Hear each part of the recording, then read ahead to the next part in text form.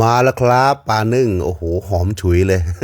แม่บ้านนึ่งใส่ใบอะไรนะเขาเรียกใบต้องโออะใบต้องโอหรือใบคุณช่ายนะเพื่อนๆเนี่ยใส่ขิงนะครับผมอยากกินนะครับปลานึ่งนะแล้วก็ทำน้ำจิ้มเปรี้ยวๆนะเพื่อนๆเนี่ยมาลองกินดูนี่ฮะมีผักนึ่งด้วยโอ้โห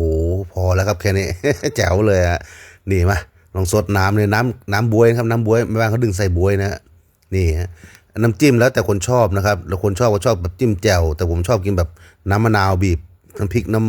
ำพริกนะน้ำพริกกระเทียมเนี่ยเพื่อนเนี่ยอร่อยนะอย่างเงี้ยผมชอบ